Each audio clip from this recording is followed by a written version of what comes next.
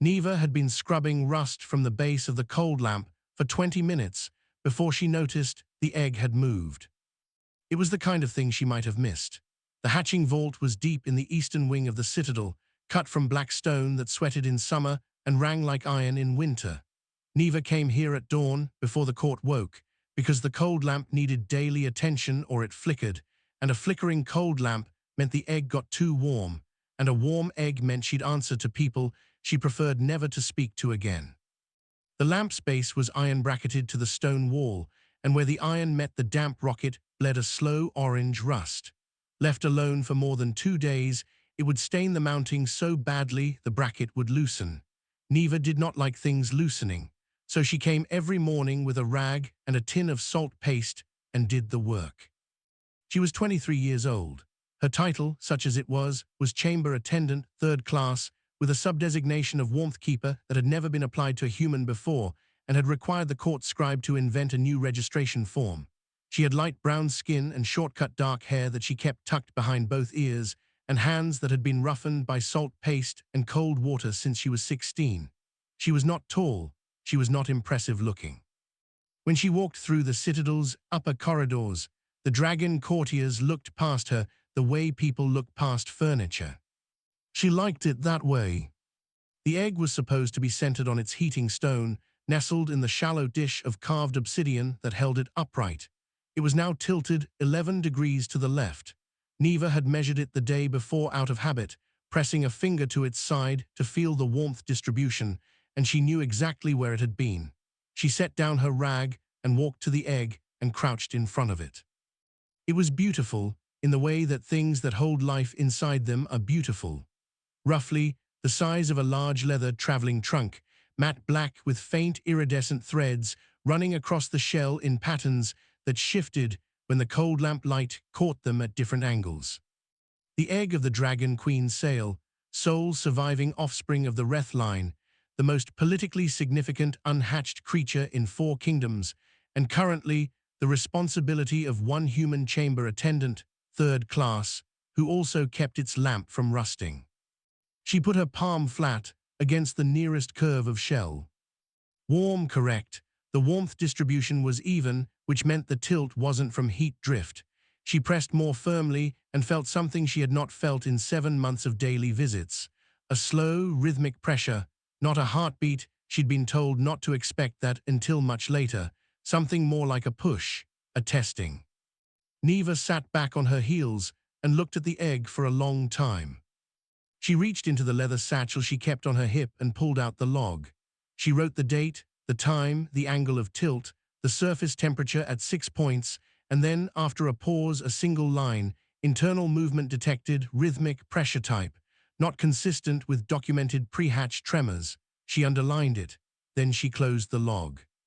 She should report it to Warden Kreth, the senior dragon attendant who technically oversaw the vault. She would, in a few hours, when he arrived for his mid-morning inspection, but she sat with it a moment longer first, because that was how she did things. She noticed. She sat with what she noticed, then she acted. The citadel was quiet around her. Beyond the vault's thick walls, she could hear the distant sound of morning bells from the lower city and the occasional creak of the old stones settling in the new day's warmth. The cold lamp threw a soft blue light across everything, the egg, the obsidian dish, the ring of carved drainage channels that Neva kept swept free of debris because no one else thought to check them. She had been hired 8 months ago by a woman who had since left the citadel under circumstances no one discussed openly. The hiring had been unusual. Human staff did not typically work in the dragon quarters and certainly not in the hatching vault. But the previous keeper had departed suddenly, and Warden Kreth had been overwhelmed, and Neva had been standing in the right corridor at the right moment, already employed in the outer kitchens, already known to be reliable, already carrying a reputation for not speaking when she had nothing useful to say. She had asked 3 questions before accepting. What temperature was required at night? What were the signs of shell distress? Was there a documented feeding schedule for when the hatchling emerged? The warden had stared at her for a moment and then answered all 3. She had taken the post. In 8 months she had not broken a single tool, missed a single morning, or let the cold lamp rust beyond recoverable condition. She had also, quietly and without being asked, corrected the drainage channels, replaced a cracked section of the obsidian dish's support bracket with a fitted stone she'd shaped herself over 3 evenings, and begun a detailed log of the egg's surface temperature across 42 daily readings because she'd noticed no one had done it systematically before. She picked up her rag now and returned to the cold lamp. The rust wasn't going to address itself. Behind her, the egg pushed again, a slow, patient, testing pressure, like something working out what kind of world was waiting for it, measuring the shell's response, deciding how soon. Neva kept working. She had learned, from years of quiet observation, that the best thing you could do with something that was not yet ready was give it time and good conditions. She could do both of those. She finished the lamp and rinsed the rag in the drainage channel and wrung it out and hung it on its peg. She made one final circuit of the vault, checking each corner, checking the floor stones for any sign of moisture pooling where it shouldn't. Everything was where it should be. The egg sat in its gentle tilt, iridescent in the blue light, patient and enormous and alive. She picked up her satchel. At the vault door she paused and looked back, the way she sometimes did, not for any specific reason, just looking. The egg had moved again, another degree or two, still tilted but different, as though it had heard her leave and turned slightly to track the sound. She wrote that down too.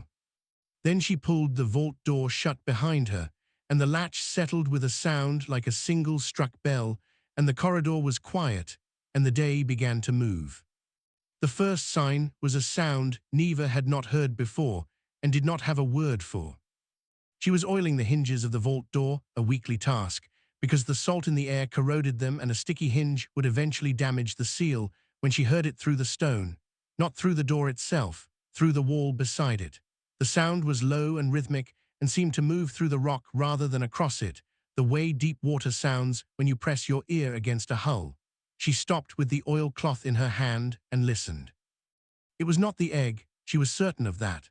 She had learned the egg's sounds over months, catalogued them in the log, the occasional slow creak of a shell adjusting to temperature change, the almost inaudible hum that seemed to come from the interior on cold mornings.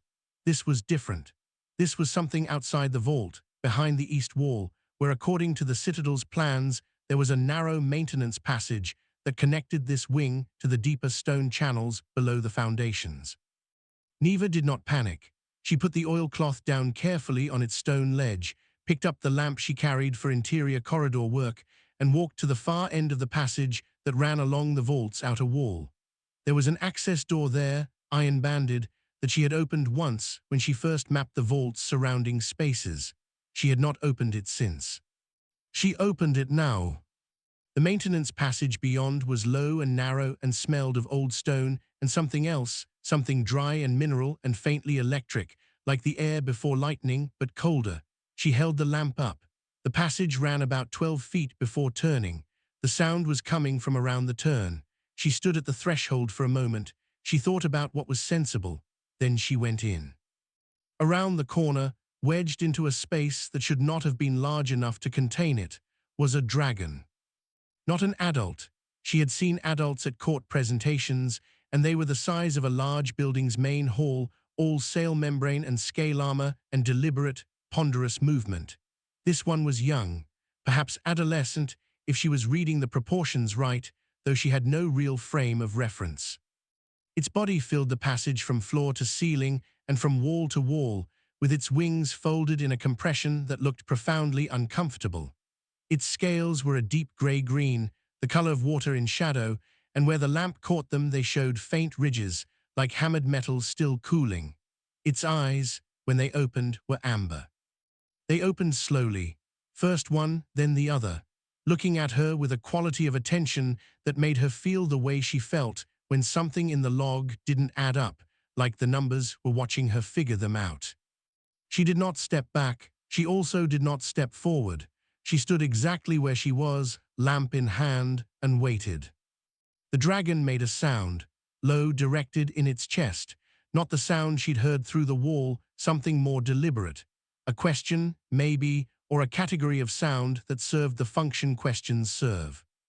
"I don't understand you," she said, Her voice came out even. She was pleased by that. I'm going to stay here while you decide what you want to do. The dragon's nostrils flared, wide, flat nostrils with a fine lattice of darker scale around the edges, and at the rim of each one, a faint luminescence that pulsed slowly, blue-gray, almost the color of the cold lamp. She had never read anything about that in the attendance reference texts. She made a note of it in the part of her mind where she kept things to write down later. It lowered its head, slowly, with an obvious deliberateness, the way something does when it is trying to communicate that its movement is not a threat. The motion brought its face to within 4 feet of hers. She could feel the warmth of its breath, not hot, not the burning she'd been told to expect from older dragons. Warm and dry, like air that had been in a closed room for a long time. She could also see what was wrong with it. The left foreleg was tucked against its body at an angle that was not natural.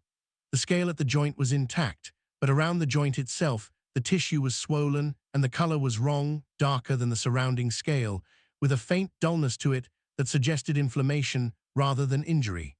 She had learned to read swelling after 2 years of working in the outer kitchens where burns and cuts were daily. This had the look of something that had taken hard impact and been held wrong for too long afterward. "You're hurt," she said. The dragon's eyes tracked her. The luminescent pulse at its nostrils changed tempo slightly, slower, longer intervals.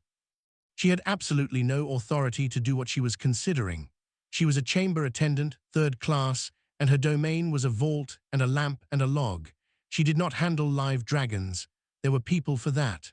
Warden Kreth, for instance, who was currently 2 corridors away in his morning office, reviewing schedules she had submitted the day before. She could go get him. That was the correct and sensible thing to do. She looked at the foreleg. The swelling was bad. Whatever had happened, the creature had been sitting in this narrow maintenance passage, folded into a space not meant for it, for long enough that the cold of the stone had set into the injury and the stillness had made it worse. It had found its way here through the stone passages below, likely following warmth, the egg's warmth radiating through the vault floor above. She crouched down, which brought her below the level of the dragon's lowered head, and set the lamp to her side where it wouldn't blind either of them. "I need you to stay still," she said. "I'm going to look at your leg. I won't touch it yet. I'm just going to look." The amber eyes followed her. The nostril light pulsed. The dragon, against all reason, stayed still. That was how it started, not with ceremony or choice or any kind of plan. With a young dragon in a maintenance passage and a woman who could not see something hurt and walk away from it, and who was already thinking through what she had in her satchel that might help and what she would need to send for, and how to explain this in the log in terms that were accurate without being alarming. She began to look. The dragon began to let her. Outside, through the stone, the morning bells rang a second time, marking the hour, and neither of them moved. The dragon's name, she learned 3 days later, was Val. She learned it not from Val directly, but from Warden Kreth, who had taken the news of the young dragon's presence in the maintenance passage with the particular stillness of a man assembling a list of problems in order of severity.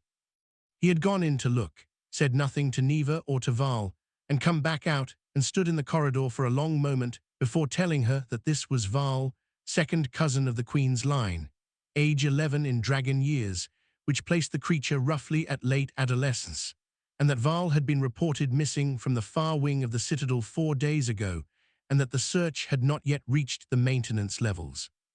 "Missing," Neva said. "Hiding," the warden amended, in a tone that closed the subject. He brought in a dragon physician that afternoon. The physician examined the foreleg and confirmed the inflammation, prescribed a mineral compress that had to be mixed and applied daily, and told them the joint would recover fully if Val could be persuaded not to move it unnecessarily for 2 weeks. He also told them that persuading Val of anything would not be simple, because Val had a documented history of what the physician called active noncompliance with directed care, and what Neva, reading between the lines, understood to mean that Val did not trust being told what to do by adults who had authority over the situation. The physician also noted with a careful neutrality that told Neva it was not neutral at all, that Val had allowed the human staff member to examine the leg before he'd arrived, and that this was unusual and perhaps relevant. After everyone left, Neva mixed the first compress in the vault's small preparation alcove. She brought it to the maintenance passage, where Val was still wedged, because they had not yet worked out how to move the dragon to a more comfortable space without stressing the leg. She crouched at the entrance to the passage and held up the compress, a flat cloth pad soaked in a grey mineral solution that smelled like deep rock, and waited. Val looked at it, then at her. "It'll help," she said. "It won't fix it, but it'll take some of the heat out. The doctor said twice a day." Silence, the amber eyes steady and assessing. "I'll do it the same time every day," she said. "Morning and evening. You'll know when I'm coming because I'll knock on the access door before I open it." She had no idea if any of that landed or mattered, but she said it because she would have said it to a person, and she saw no reason to offer less. Val extended the leg, slowly, painfully, with a low sound that made Neva's chest tighten, but extended it. She applied the compress. She kept her hands steady and her movements consistent, same pressure, same direction, same speed. She had learned from years of working with things that could startle that predictability was a form of kindness. When she was done, she wrapped it gently with the binding cloth the physician had left, secured it without pulling, and sat back. Val made a different sound, not the chess question from before, something shorter, lower. She didn't know what it meant. She wrote it down in the log when she got back to the vault.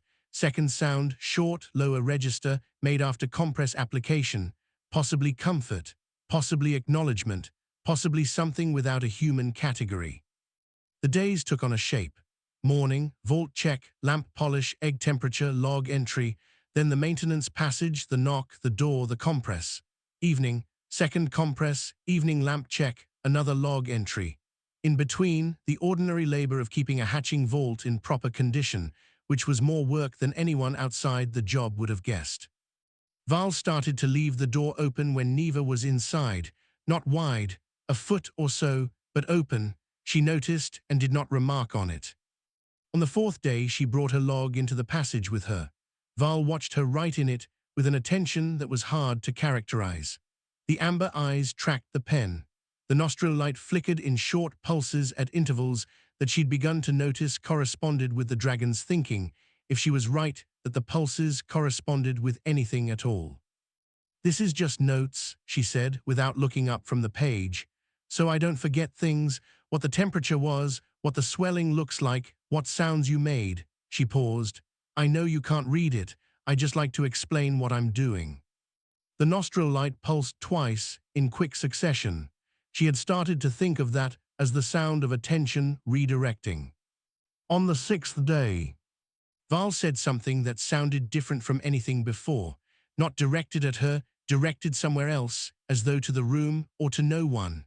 Longer, with a rising fall at the end, and in it Neva heard for the first time something that reminded her of grammar, of shape, not words, but the outline of where words would go. She wrote it down in the log in her best approximation of a phonetic notation she'd invented for the purpose. A rising tone, 3 syllables fall, and beneath it, in brackets, context, unprompted, no apparent trigger visible to me, not addressed to me, possibly addressed to the egg. She looked up at the vault wall above them. The egg was on the other side of that stone. She thought about the movement she'd logged, the rhythmic pressure.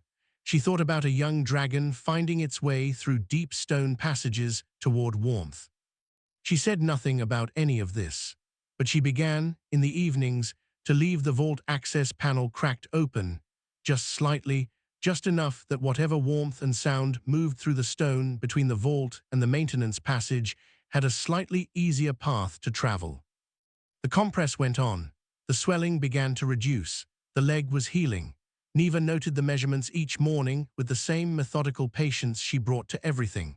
And somewhere in the close, cold stone between them, something else was healing too, or maybe not healing, maybe just beginning, starting from the ground up, without a name yet for what it was. Warden Kreth came to her on the 9th morning. He stood at the door of the vault in his formal grey, and did not sit down, which told her before he spoke that this was not a comfortable conversation for him. "There are members of the court," he said carefully, "who have become aware of the arrangement in the maintenance passage." Neva kept the lamp she was holding steady. "Which members?" "Several of the senior line keepers, Lord Drav's office, and one of the Queen's advisors." He paused. "I want to be honest with you, Neva. The concern is not the medical care.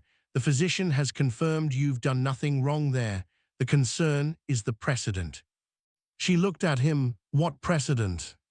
He exhaled. He was not an unkind man. She had established that over months of working for him, but he was a man who lived very close to the line between acceptable and unacceptable and watched it carefully. "Val is of the Queen's line. A young dragon of that standing should not be receiving primary care from a human attendant. The physician sees to the leg, obviously. But the daily contact, the access, he paused, looking for a word, the relationship that appears to be forming. There are those who feel it is inappropriate, that it sets a wrong kind of pattern." "What pattern?" "That a dragon of rank would become comfortable with human company, comfortable being seen as needing care." He said the last two words like they tasted of something he wasn't sure about.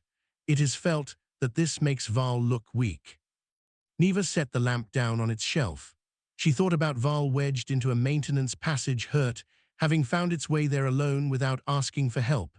And then, slowly, over 6 days of knocks on the door and consistent application of compress and quiet explanations of what she was doing and why, beginning to leave the door slightly open. "The leg needs 2 more weeks of treatment," she said. "The physician's instructions are twice daily. If I stop, someone else needs to take over, and whoever it is will need to re-establish the baseline of cooperation, which took 6 days to build. Any disruption to that process risks the leg not healing cleanly, which could affect long-term mobility." It was all true. It was also not the whole of what she felt, but it was what she chose to say. Kreth looked at her for a moment. He had the expression of a man being offered a solution to a problem he had not come here to solve. "I will convey that to Lord Drav's office. Tell them to speak to the physician if they have questions about the medical timeline." He nodded once and left. She stood in the vault for a moment after he was gone. The egg sat on its stone, the slight tilt she'd been measuring for 2 weeks now holding steady. The internal pressure movements had become more frequent. She had filled 6 log pages on the egg alone in the past week. She picked up the compressed supplies and went to knock on the maintenance passage door. Val knew something was wrong. She could tell because the amber eyes were different when she came in, not tracking her with the usual steady attention, but scanning past her, toward the access door she'd come through, as though expecting something else to follow her in. The nostril light pulsed in a rapid, irregular pattern she had not noted before. She crouched down in her usual position. She did not start with the compress. She sat. "There are people," she said, "who don't want me to be here." The eyes came back to her. "They think it's not appropriate. A person like me spending time with a dragon like you." She thought about how to say the rest. She was not practiced at speeches. She didn't make them. "I don't think they're entirely wrong about the shape of it. There are rules here I don't fully understand. But I know the leg needs the treatment, and I know that you let me do it, and I'm not going to stop unless you tell me to." She had no idea if Val understood that. She said it anyway. Val made the short, low sound, the one she'd tentatively labeled comfort or acknowledgement in the log, though she'd never been certain. Then Val did something new. The injured leg, which was laid to the side, still bound in its compressed wrap, was lifted slowly and extended toward her, not as it had been before in the painful extension of allowing access. This was different, deliberate. The leg was placed down again, closer to where she sat. She looked at it. She looked at Val. She understood that this was language. She didn't know the word, but she understood what was being said. She put her hand on the leg wrap, not to check it, just to rest there. She could feel the warmth of the healing through the cloth, and beyond that the dense, live weight of the creature itself, solid as stone, breathing. "All right," she said quietly, "we'll figure it out." The compress went on. The irregular nostril pulse slowed and steadied. Outside in the citadel, invisible from here, The courts and line keepers and advisors were having conversations that would eventually produce consequences. But that was later.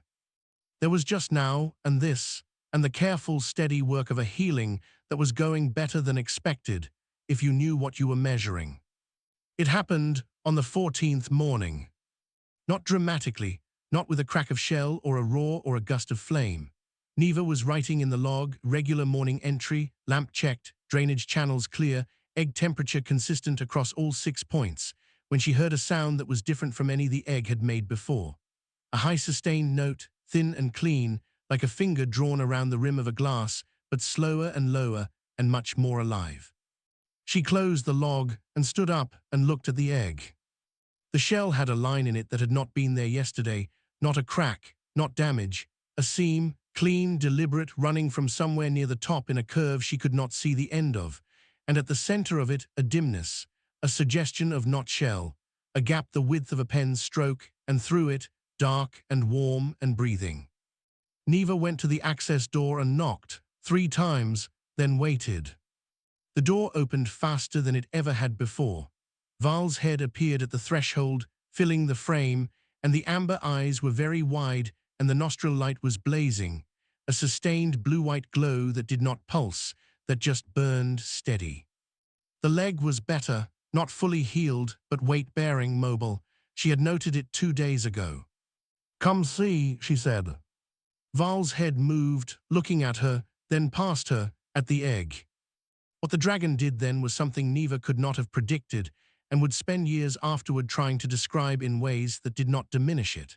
Val pressed through the access door, carefully, more carefully than she had ever seen the dragon move, with an awareness of its own edges and weight that it had not demonstrated before, and crossed the vault floor on 3 legs and one that was slightly favored, and lowered its head to within a foot of the egg. The high sustained note from inside the shell changed, became lower, became directed. Val made a sound back, the same sound Neva had once noted in her log as 3 syllables, rising, falling, possibly addressed to the egg. Now she knew for certain what it was addressed to, and she understood, without being able to explain how she understood, that it was a name or the dragon equivalent of one.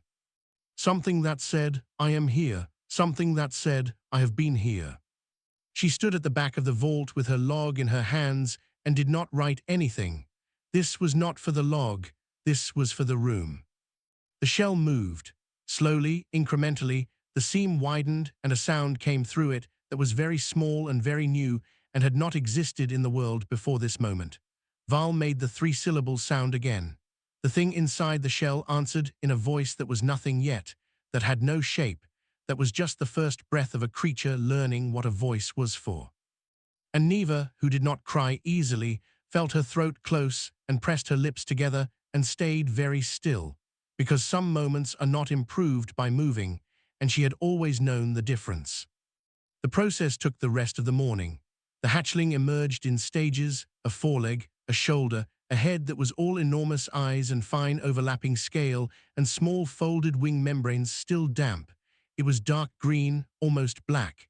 It made sounds that carried the shape of questions. Val answered every one. Neva helped when asked. She was not asked for much: a warm cloth, some heated water from the preparation alcove, a repositioning of the obsidian dish, small practical things. She did them quickly and quietly and stepped back. This was not her reunion to conduct. She was the keeper of conditions. She kept them. By midday the hatchling was out fully and was pressing its small head against Val's foreleg, the healing one, not knowing, and Val was perfectly still, absorbing the contact.